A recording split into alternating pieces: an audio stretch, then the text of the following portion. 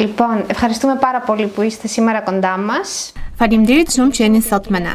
Do doja të fillonim me zonjën Sevasti Haxhifotiu, profesoresh në Departamentin e Punës Sociale dhe dekane e Fakultetit të Shkencave Sociale, Politike dhe Ekonomike, kryetare e Komisionit për çështjet e gjinjisë, lufta kundër diskriminimit në Universitetin Demokrit të Thrakës. Zotin Jorgos Filipidis, profesor, asistent në Departamentin e Punës Sociale të Universitetit Demokrit të Thrakës. Edhe Eriselda Zere, kandidate për doktoratur në Departamentin e Punës Sociale në Universitetin e Thrakës. Faleminderit shumë që jeni sot me ne. Do doja të fillonim me pyetjen e parë. Si e perceptoni peizazhin aktual të punës sociale në Europë, veçanërisht në dritën e tendencave dhe zhvillimeve të fundit? Πολύ ωραία. Εμείς σας ευχαριστούμε θερμά για την πρόσκληση να συνομιλήσουμε. Ne ju falenderojmë sinqerisht për ftesën për të biseduar së bashku dhe është një kënaqësi e madhe dhe nder për ne që në këtë udhtim të programit Erasmus të ndodhemi këtu në Universitetin tuaj dhe të zhvillojmë këtë diskutim kaq të bukur. Vërtet puna sociale sot ka shumë çështje për të kuptuar, për të integruar në fushat e saj dhe rrjedhimisht për të menaxhuar. Do të thoya se çështja e ndërthurjes është domosdoshmërisht ajo që mbizotëron. Dhe çfarë do të thotë kjo? Do të thotë që kemi identitete të shumta dhe të ndryshme që paraqiten të çdo individi që vjen në zyrën e punonjësit social për të kërkuar ndihmë dhe mbështetje. Prandaj duhet të pajisemi me një vigjilencë më të madhe, me ndjeshmëri, por edhe me njohuri shkencore në mënyrë që të mund të dallojmë këto identitete të shumta që bashkëjetojnë në një personalitet dhe që e ndikojnë atë në thellësi dhe në gjerësi të ndryshme. Που ταυτόχρονα παρουσιάζονται σε μια προσωπικότητα και που όμως την επηρεάζουν σε διαφορετικό βάθος και πλάτος. Επίσης, θα πήγαινα στα θέματα της παιδικής προστασίας. Gjithashtu, do të doja të ndalesha te çështjet e mbrojtjes së fëmijëve, që është një temë për të cilën edhe jashtë vendit bëhen kërkime të shumta, duke testuar teknika të reja ndërhyrje, por edhe mjete të reja për parandalimin dhe përballimin. Mendoj se edhe në Greqi ndodhemi në një pikë shumë të avancuar sa i përket menaxhimit të çështjeve të mbrojtjes së fëmijëve dhe kryesisht të viktimizimit të të miturve. Dhuna mund të shfaqet si në një midis familjar, ashtu dhe në një midis shkollor, ku hasim çështje që kanë marrë një përhapje shumë të madhe sot në vendin tonë dhe në sistemin arsimor grek. Rrjedhimisht përfshihet edhe menaxhimi nga punonjësit social dhe kolegët e tjerë që ndodhen nëpër shkolla me role të tjera. Për shembull, kemi dukuri të shtimit të bullizmit, dhunës shkollore, zënkave, sjelljeve abuzive dhe agresive, përdorimit të substancave. Të gjitha këto fenomene përbëjnë atë që ne e quajmë delinkuencë e të miturve dhe kemi përqindje shumë të larta. Την παραβατικότητα, όπως λέμε, των ανηλίκων. Και έχουμε πολύ υψηλά ποσοστά. Για παράδειγμα, Për shembull, në vitin 2023 u regjistruan rreth 10.700 raste në shkollat greke. Kjo tregon se ekziston nevoja për një strategji kombëtare për delinkuencën e të miturve dhe për fat të mirë kemi edhe raportin e parë që u shpall së fundmi edhe në vendin tonë me një perspektivë që nis këtë vit dhe shtrihet deri në 2030, pra 2025-2030, i cili është shumë analitik dhe përshkruan shumë strategji që mund të rekomandohen dhe zbatohen në mënyrë horizontale. Pra, kjo është realisht jo saktësisht një situatë e re, por një kusht më i theksuar menaxhimi nga ana e punonjësve social. Më tej, sigurisht kemi fenomenin e lëvizjes së popullsive, një çështje jashtëzakonisht e rëndësishme, e shohim edhe në Europë. Migrimi është një çështje që padyshim lidhet ngushtë me profesionin ton dhe në këtë fushë kemi njohuri të reja, kritere të reja dhe mjete të reja pune. Ndikon kjo në shoqërinë greke? Επηρεάζει την ελληνική κοινωνία και αυτό. Ndikon. Padyshim në shoqërinë greke dhe kjo e bën edhe më të rëndësishëm praninë dhe rolin e punonjësve social, të cilët duhet të depërtojnë në komunitetet lokale dhe të punojnë në thellësi me çështjet që lidhen me stereotipet, paragjykimet dhe mendimet e vjetruara. Çështjet që kanë të bëjnë me përfshirjen dhe integrimin e këtyre grupeve të popullsisë janë prioritet në agjendën e punonjësve social, si në nivel evropian, ashtu edhe në vendin tonë në mënyrë shumë të theksuar. Πολύ έντονα.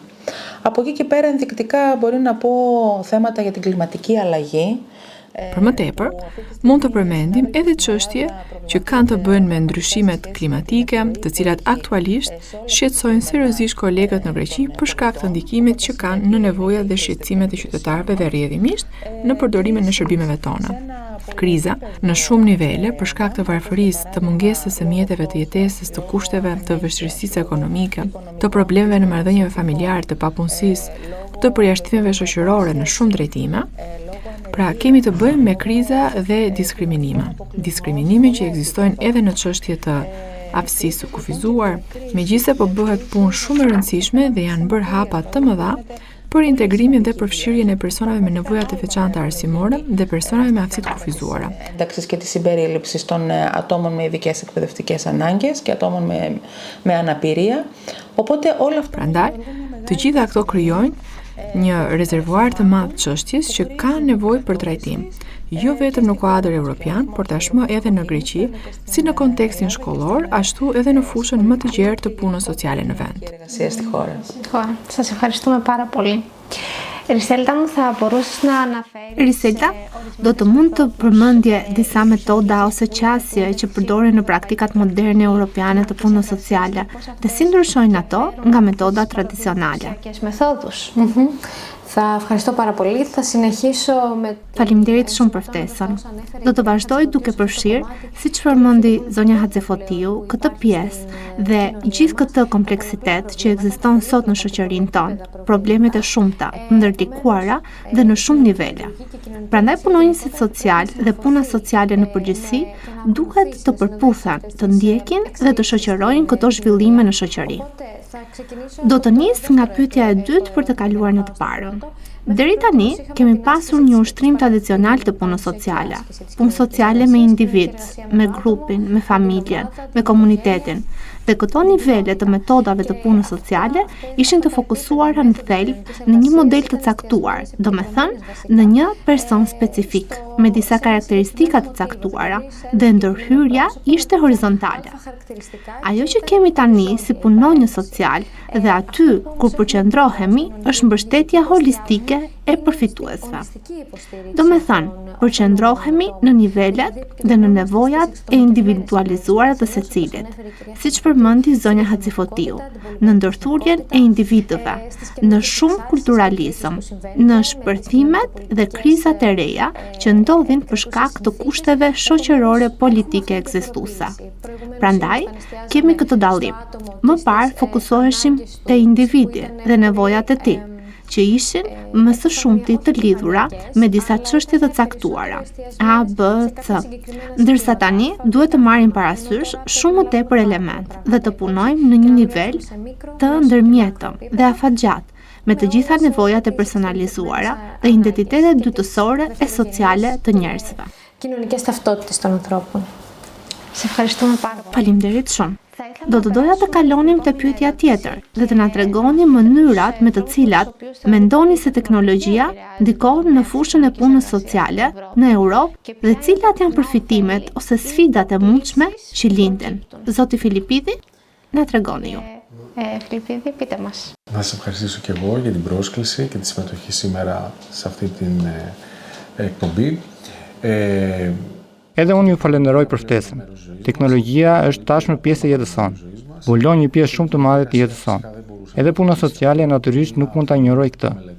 Është një fenomen që studiohet vitet e fundit, është në zhvillim, është shumë dimensional, përparon me ritme shumë të shpejta dhe ka dhe pasoja dhe shumë rezultate. Prandaj, është një fushë që ne studiojmë, e hulumtojmë sepse shkenca gjithmonë përfshin komponentin e kërkimit për të gjitha këto çështje, me qëllim që të arrijë në disa përfundime, por mbi të gjitha për të hartuar programe ndërhyrjeje. Και σε κάποια συμπεράσματα και κυρίως να σχεδιάσει προγράμματα παρέμβασης. Οπότε η τεχνολογία έχει φυσικά αρκετά αρνητικά. Pra, teknologjia ka sigurisht edhe shumë anë negative. Siç e dini, kemi çështje varësie nga teknologjia. Kemi çështje kriminaliteti përmes teknologjisë. Kemi probleme sepse teknologjia krijon tashmë komunitete të reja, kushte të reja, të dhëna të reja për marrëdhëniet njerëzore dhe për personalitetet e njerëzve.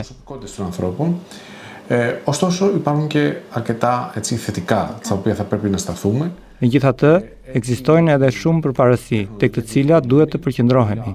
Teknologjia lehtëson shumë gjëra dhe në vetë fushën kryesore të punonjësve social, në fushën e ndërhyrjes së tyre, teknologjia ndihmon që të realizohen lloje të reja ndërhyrjesh, kryesisht pa individ që janë të përjashtuar ose që nuk kanë akses të lehtë.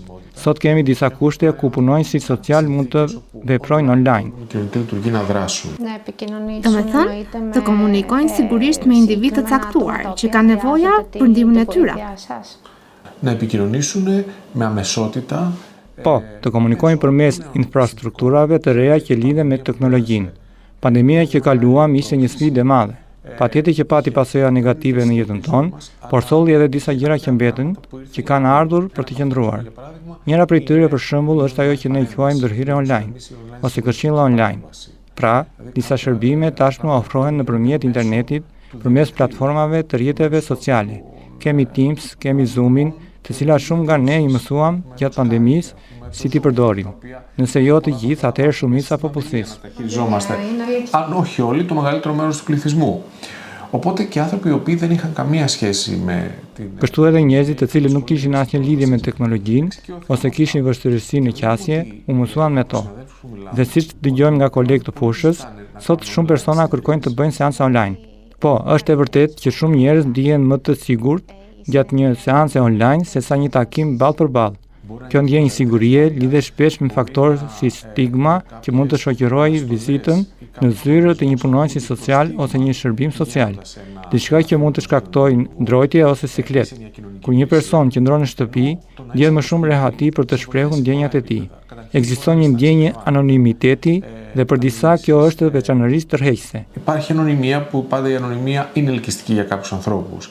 Υπάρχουν και άνθρωποι που έχουν αναπηρίες και δεν μπορούν να βγουν εύκολα από το σπίτι. Είναι άνθρωποι που είναι σε απομακρυσμένα μέρη, σε νησιά, σε ορεινές περιοχές.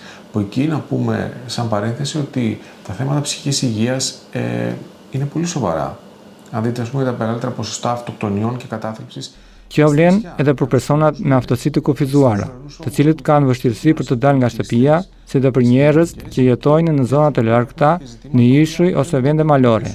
Në këto komunitete shpesh të mbyllura dhe konservatore, problemet e shëndetit mendor janë të theksuara. Të dhënat tregojnë për qindje të larta depresioni apo edhe vetvrasjes gjatë muajve të dimrit në këto rajone. Këta njerëz shpesh nuk kanë mundësi për të kërkuar ndihmë menjëherë. Këtu teknologjia ofron një ditare lidhje me specialistin, sepse sikurse për çdo problem tjetër që ka një njeri dhe kërkon mjek, po ashtu edhe për çështjet e shëndetit mendor, duhet të konsultohet me një profesionist të përshtatshëm. Teknologjia gjithashtu ofron mjete të reja metodologjike dhe kushte të reja ndërhyrjeje. Kemi disa përparësi të mëdha. Qasjet më të lehtë, kosto më të ulët, seancat online zakonisht kushtojnë më pak se ato fizike dhe potencial për krijimin e grupeve mbështetëse. Këto komunitete online mbledhin njerëz nga zona të ndryshme, të cilët ndajnë shqetësimet, frikërat, përvojat e tyre dhe shpesh gjejnë një familje që mund të mungojë në jetën reale. Και πάτε αισθάνονται και πιο άνετα γιατί μπορεί να κρύβονται και με κάποιο τρόπο πίσω από μια εικόνα. Φυσικά αυτό στην αρχή συμβαίνει. Μετά, αφόσον ξεκινούν. Në fillim, pjesëmarrësit mund të fshihen pas një imazhi ose të ruajnë distancën e tyre. Por me kohë ata hapen dhe përfitojnë më shumë. Natyrisht duhet kujdes. Interneti ka shumë anë pozitive, por kërkon vëmendje. Ku merr pjesë dikush, në çfarë grupi, me çfarë garancish dhe në çfarë kushtesh. Dhe këtu hyn dhe një aspekt tjetër, për të cilin do të flasë dhe zonja Haxhipotiu më pas. Sfida që paraqet kjo qasje, si në nivel metodologjik, ashtu edhe etik. Është një fushë e re, e cila po zhvillohet tani. Ka shumë entuziazëm dhe përgjigje pozitive, por ekzistojnë edhe sfida serioze. Αλλά σίγουρα υπάρχουν και προκλήσεις. Ashtu siç e thatë, shumë sakt, edhe nëse mund të vazhdoj unë duke marrë stafetën, nga këto mendime është e vlefshme që u thanë më lart nga kolegu. Në të vërtetë, përballë teknologjisë ekzistojnë disa sfida. Nuk mund të ndalen vetëm te përfitimet për fat të keq, sepse ka edhe efekte anësore. Teknologjia është, siç u tha me të drejtë, pjesë e jetës sonë të përditshme, si e individit të zakonshëm, ashtu edhe e profesionistit. Dhe puna sociale, padyshim, është e detyruar ta integrojë teknologjinë, dhe tashmë e ka bërë në një masë të madhe. siç u shpjegua më sipër, por duhet gjithashtu të mbrohet, të ruhet nga efektet anësore të mundshme. A ndikon të kjo punonjësi social në përditshmëri? Në përshtatjen tuaj dhe në mënyrën se si duhet t'i afroheni njerëzve çdo ditë? Shumë sakte vendosët pyetjen. Së pari duhet të mbrojmë edhe veten tonë, profilin profesional, mjetet tona të punës, por edhe vetë individin që afrohet tek ne përmes teknologjisë. Për shembull, kemi rregulloren e njohur GDPR-n, e cila lidhet me të dhënat personale dhe mënyrën se si mbrohet çdo përdorues i shërbimeve që vjen tek ne, në mënyrë që të mos identifikohet ose zbulohet lehtësisht kush është, sepse bëhet fjalë për persona që ndajnë me ne çështje shumë personale dhe të ndjeshme me qëllim që të bashkëpunojnë për zgjidhjen e tyre. Prandaj kemi një rrjet të gjerë njohurish që lidhen me teknologjitë e reja dhe duhet të bashkëpunojmë me kolegë specialistë në fushën e teknologjisë së informacionit që të na udhëzojnë në cilat janë platformat më të sigurta në përdorim, cilat duhen shmangur. Për shembull, së fundmi kemi mësuar se Google Forms nuk është ndër mjetet më të sigurta. Adresat IP mund të identifikohen lehtësisht, kështu që duhet të na udhëzojnë njerëzit nga departamentet e IT-s për çfarë ndodh me mbrojtjen e të dhënave, cilat platforma të përdorim dhe cilat duhet i shmangim për shkak të rreziqeve të mundshme. Për më tepër, një çështje shumë e rëndësishme etike lidhet me sfidat që përcjell përdorimi i teknologjisë në fushën tonë. Dhe kjo kërkon vëmendje, udhëzim dhe ndërtimin e standardeve profesionale për të mbrojtur, si profesionistët, ashtu edhe qytetarët që kërkojnë ndihmë.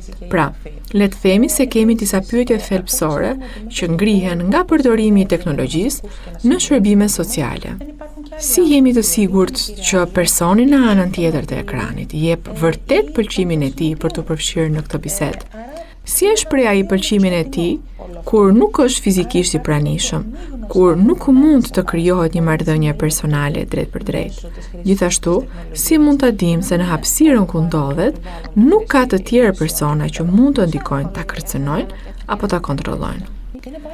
Është jashtëzakonisht e vështirë, sepse nuk do ta shohim asnjëherë nëse ka dikë tjetër pranë që i përshpërit ç'të thotë që e detyron të flasë në një mënyrë të caktuar apo e pengon të tregojë gjëra që vërtet dëshiron të ndajë.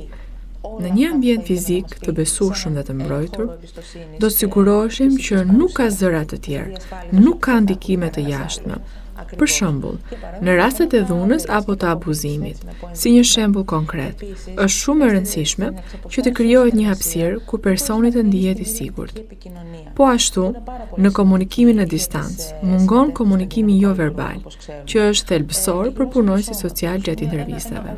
Gjuha e trupit është një fushë e tërë e njohurive, nga e cila nxjerrim të dhëna cilësore dhe sinjale shumë të rëndësishme. Ky aspekt humbet plotësisht online, prandaj janë shumë elementë që ende ka nevojë për sqarim dhe ulëndim. Duhet t'i njohim, duhet të zhvillohen metoda të reja për t'i mbrojtur njerëzit dhe për të siguruar se ndërhyrjet tona janë etike, të sigurta dhe efektive. Eriselta μου, πώς αντιμετωπίζουν στην Eriselta, si përballen organizatat europiane të punës sociale në shumëllojshmërinë në rrjetet e komuniteteve dhe cilat strategji mendon se janë më efektive? Siç u përmend më parë, shoqëritë janë në një ndryshim e sipër dhe po zhvillohen vazhdimisht.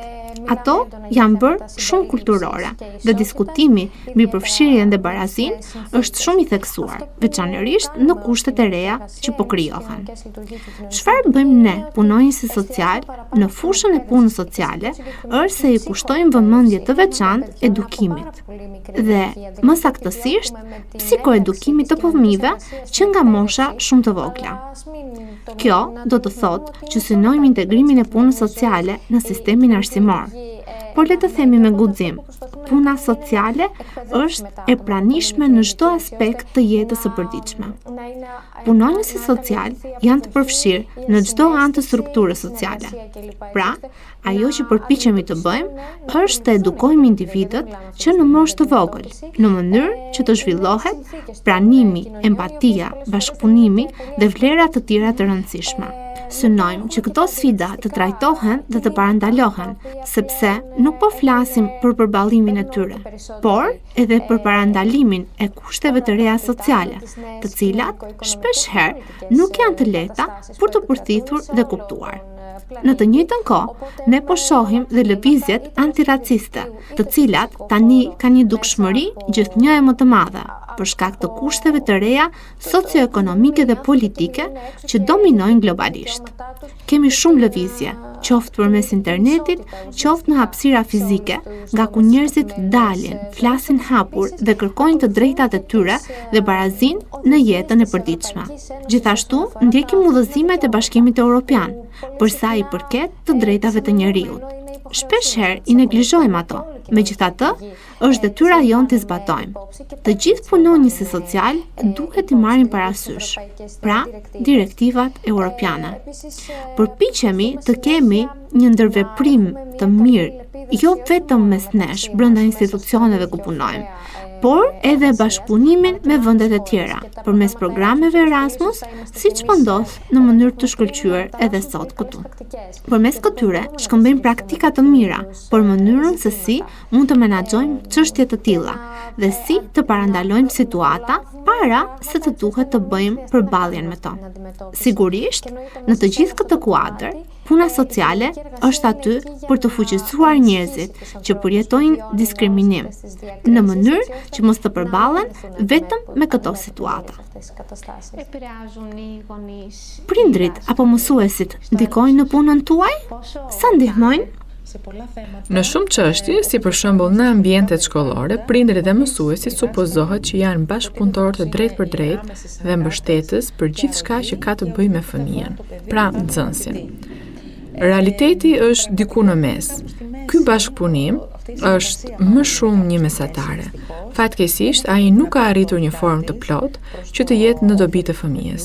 Dy palët, madje 3 duke përfshirë edhe fëmijën, por të rriturit që duan të bashkëpunojnë mes tyre, nuk kanë gjetur ende një pikë të përbashkët të artë në këtë bashkëpunim.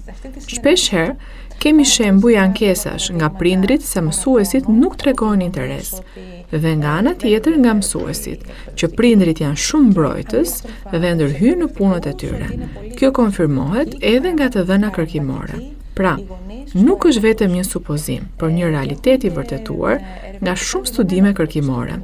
Ende kemi një rrugë për të bërë derisa të arrijmë në rezultatet e dëshiruara, sepse në thelb, si do të binim dakord të gjithë? Gjithçka duhet të bëhet për të mirë dhe progresin e nxënësit, të fëmijës në moshë të rritur, apo vajzës ose djalit që ndjekin shkollën. Por, kjo duhet të bëhet me një vizion të përbashkët. Kur vizionet janë të ndryshme, rezultati nuk mund të jetë i ekuilibruar. Prandaj, fatkeqësisht, ende ka disa çështje të pazgjidhura në këtë drejtim. Το αποτέλεσμα δεν μπορεί να είναι εξισορροπιστικό. Οπότε δυστυχώς έχουμε ακόμα λίγα ζητήματα εκεί. Κύριε Φιλιππίδη, θέλω να περάσουμε στην ψυχική υγεία. Zoti Filipiti, dua të kalojmë tek shëndeti mendor dhe të na tregoni pak për vëmendjen e vazhdueshme dhe rritjen ndaj shëndetit mendor dhe mirëqenies në nivel global. Si përshtaten praktikat europiane të punës sociale për t'u përgjigjur nevojave të individëve sot? Κρίνονται στις ανάγκες των ατόμων σήμερα. Κοιτάξτε, το κομμάτι της ψυχικής υγείας είναι ένας πολύ μεγάλος τομέας. Fusha shëndeti mendor është një sektor shumë i rëndësishëm në punën sociale, por edhe në shkencat të tjera. Fatkeqësisht, shëndeti mendor po përkeqësohet në mbar botën.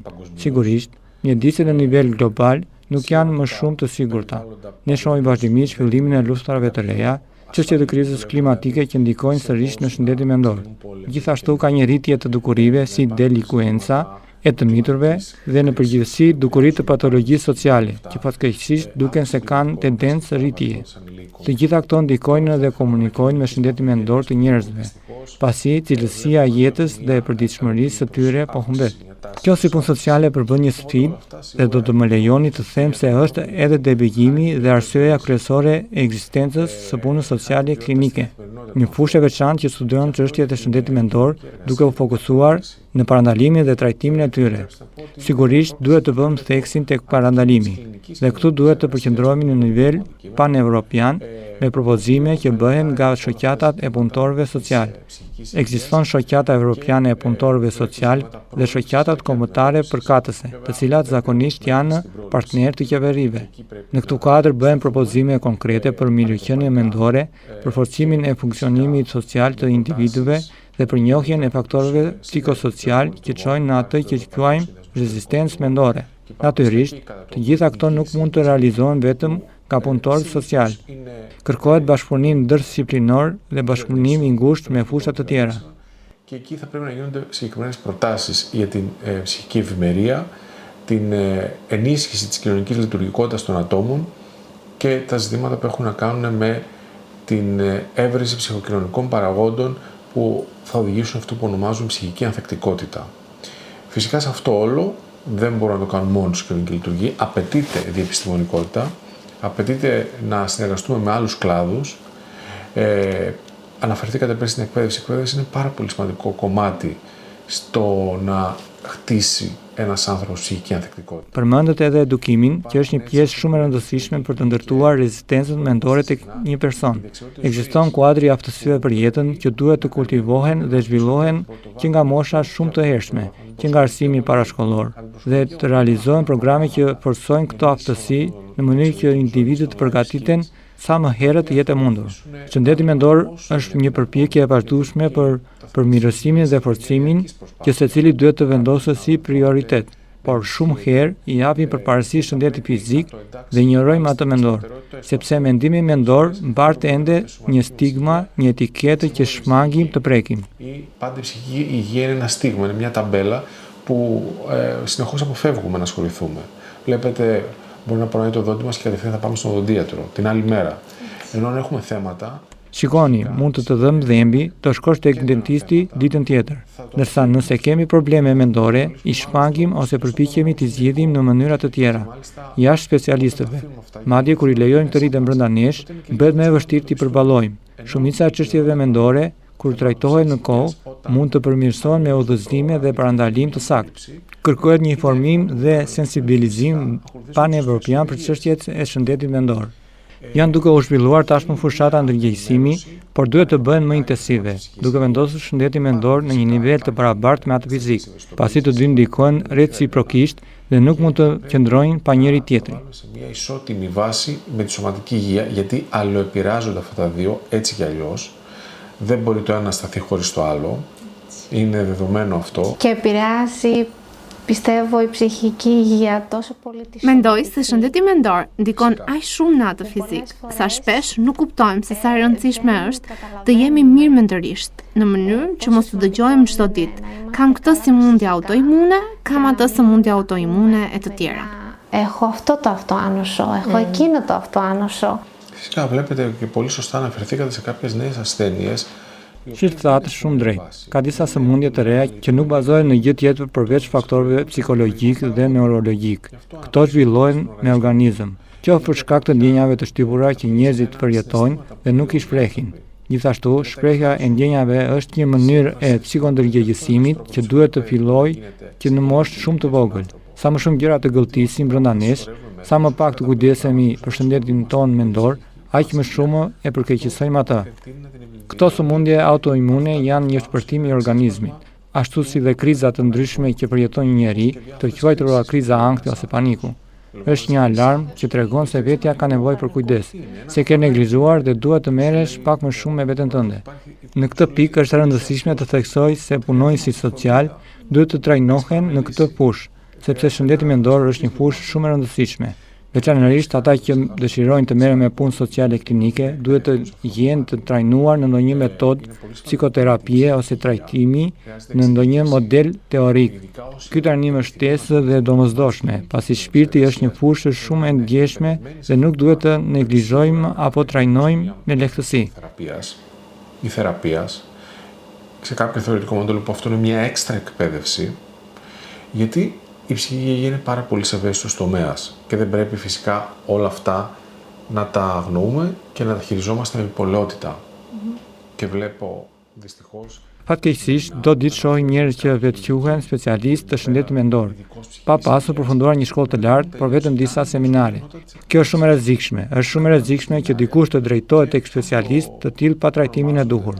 Unë do thoya se për të bërë klinik kërkohen në rreth 10 vjet trajnim me praktik. Në vendet të huaja mendoj se këto janë kushtet paraprakje në vendet të zhvilluara, me kërkime të avancuara dhe studime të thelluara në këtë fushë dhe specializim. Χρειάζεται μια δεκαετή εκπαίδευση με πρακτική άσκηση. Kemi të bëjmë me jetë fëmijësh dhe të rriturish, që nuk është një lojë apo një lojë tavoline që do të luajmë. Do të kalojmë kohën dhe do të vazhdojmë jetën tonë. Το λέμε και στους φοιτητές αυτό συνέχεια, εντάξει, υπάρχει πάντα ενθουσιασμός. Këtë ja themi edhe studentëve, gjithmonë ka entuziazëm. Pjesa sidomos e terapive është tërheqëse, por ata që duhet të punojnë për këtë, për të qëndruar me dinjitet mbi këtë fushë dhe të mos cënojnë rolin e tyre, dhe mbi të gjitha të jenë në përgjegjës ndaj njerëzve që do të besojnë çështje serioze që përballen. Και θα συσταθούν σοβαρά ζητήματα που αντιμετωπίζουν. Πόσο εύκολο είναι για σας που είστε ειδικοί? Sa e lehtë është për ju që jeni ekspert në këtë fushë të përballeni me të gjitha këto çështje që duhet të zgjidhni në përditshmëri? A nuk ndiheni të ndikuar nga të gjitha këto që dëgjoni dhe duhet të përballojnë të tjerët? Που ακούτε και θα πρέπει να αντιμετωπίσουν οι υπόλοιποι. Οι εξυπηρετούμενοι, όπως λέμε εμείς. Persona që marrin shërbime, ashtu siç i quajmë ne, pra si mund ta mbështesim ne vetveten? Është shumë e vështirë. Edhe punojësi social, ashtu si të gjithë shkencëtarët dhe profesionistët janë njerëz. Edhe ne dëgjojmë dhe tronditemi, ashtu si çdo njeri tjetër, nga ato që ndodhin rreth nesh. Pyesim veten se sa shumë njerëz janë çuar drejt ngjarjeve të tilla, që vërtet të trondisin dhe përbëjnë shumë shembuj kaq të këqij të sjelljes njerëzore, sa do të na dukeshin të i paimagjinueshme. As në skenaret e fantashkencës nuk do të mund të kishin përfituar. Pa dyshim që na ndikojnë. Megjithatë, jemi disi të kalitur fal formimit ton akademik dhe trajnimeve të vazhdueshme në mënyrë që të mund t'i përpunojmë këto përvoja, duke i kaluar nga niveli emocional dhe ndjesor në nivelin sjellor. Pra, një element që na ndihmon është pikërisht ky. Στο συμπεριφορικό επίπεδο. Και άρα λοιπόν ένα που μας βοηθάει είναι αυτό και δεύτερο θα έλεγα ότι ξέρουμε πολύ καλά. Së dyti, e dim shumë mirë se proceset e vetdijes nuk ndalen kurrë. Vetnjohja lidhet ngushtë me parimet dhe vlerat themelore që përfaqëson edhe puna sociale, siç janë respekti, barazia, qëndrueshmëria, drejtësia sociale, solidariteti dhe pranimi. Kur mësojmë pra të jetojmë gradualisht jetën tonë sipas këtyre parimeve dhe vlerave, sepse puna sociale nuk është një profesion që e mbyll derën e zyrës dhe në shtëpi, nuk t'i intereson më asgjë. Atëherë, kuptojmë se e marrim me vete në shtëpi, në mendjen tonë, një rast dhe merremi me të për ditë dhe për orë të tëra. Prandaj, përpiqemi ta ndërtojmë veten mbi këto parime që përfaqëson profesionin ynë dhe ky proces është i vazhdueshëm. Pikërisht përmes këtyre dy mënyrave, pra nëpërmjet modeleve të ndërhyrjes, që shpesh herë i zbatojmë edhe ndaj vetes, por edhe nëpërmjet rikujtimit të vazhdueshëm që çfarëdo që të ndodh, jeta jon duhet të mbështetet mbi këto parime themelore dhe vlera njerëzore, që ne përfaqësojmë dhe përmes ndërhyrjeve tona. Sigurisht, mendoj se ndërtohet një qëndrueshmëri më e madhe. Kjo ndihmon realisht që të lëm pas ato që ka ndodhur, të nxjerrim mësim dhe përvojëm përkatëse, por edhe të qëndrojmë të fortë, si për veten tonë, ashtu edhe sepse e dim që nesër në mëngjes në zyrën tonë do të kemi përgjegjësi për të fuqizuar dhe për të mbështetur shumë qytetarë të tjerë. Ndër profesionet që preket fort nga loja profesionale janë punojësi social, sepse ata përballen shpesh me dhimbje njerëzore. Shpesh përballen me situata emocionale shumë të forta. Με τον ανθρώπινο πόνο. Έρχονται συχνά με συναισθηματικές έντονες καταστάσεις. Και επίσης ένα ακόμα κομμάτι που μπορεί να βοηθήσει σε αυτό. Një tjetër element që mund të ndihmojë në këtë është mbikëqyrja që kemi. Mbikëqyrja është një pjesë shumë e rëndësishme. Çfarë është mbikëqyrja? Është kur ke një koleg me përvojë ose për të shprehur ndonjë ndjenjë apo ankth që ti vetë po përjeton, ose për të marrë këshilla në raste të caktuara. Siç themi në fe, edhe udhëheqësi shpirtëror ka nevojë për udhëheqje shpirtëror, kështu edhe një punëtor social ka nevojë për dikë, veçanërisht në punën klinike sociale. Nevoja për supervizim klinik është shumë e madhe. Χρειάζονται την κλινική εποπτεία. Αυτό που λέει ο κ. Φιλιππίδης είναι πάρα Ajo që thot zoti Filipidis është shumë e rëndësishme dhe përfaqëson një kërkesë nga kolegët në këtë fushë, veçanërisht për të ndihmuar ata të përballojnë një ambient shpërblyes, fatkeqësisht depresiv ku jetojnë, por që duhet ta menaxhojnë dhe të dalin fitimtar prej tij. Fatkeqësisht nuk kemi ndonjë institucion në Greqi që të ofrojë këto seminare. Së fundmi ka nisur një përpjekje e cila ndodhet ende në hapat e saj të parë dhe përballet me vështirësi, ndaj nuk kemi ende ndonjë rezultat konkret për t'ju përcjellë. E kuptoj që ka një kërkesë shumë të madhe nga kolegët e fushës dhe me siguri do të krijohen grupe që do të fokusohen si në mbikëqyrjen profesionale dhe arsimore, ashtu edhe në nivel reflektimi. Ashtu siç e theksoi me të drejtë edhe zoti Filipidis, është i domosdoshëm që kjo hapësirë dhe kohë për të ndarë atë që ndodh në terren, por edhe për të kujtuar gjëra nga studimet e tyre, sepse që të arrish në pikën e raskapitjes profesionale, do të thotë se je shkëputur prej kohësh nga momenti që ke marrë diplomën tënde të parë. Kanë kaluar shumë vite, prandaj kjo nismë ndihmon si në aspektin arsimor, ashtu edhe në mbikëqyrje të pastër profesionale, por edhe në aspektin reflektues. Kjo do të duhet të bëhet realisht një institucion i qëndrueshëm në vendin tonë. Besojmë se deri në këtë kohë, vitin tjetër, më së voni, do të kemi diçka më të plot, pasi kjo nismë sapo ka nisur hapat e saj të parë. Μόλις ξεκίνησε τα πρώτα της βήματα. Faleminderit shumë që ishit pranishëm sot, ishte kënaqësi për na. Faleminderit ju. Faleminderit ju.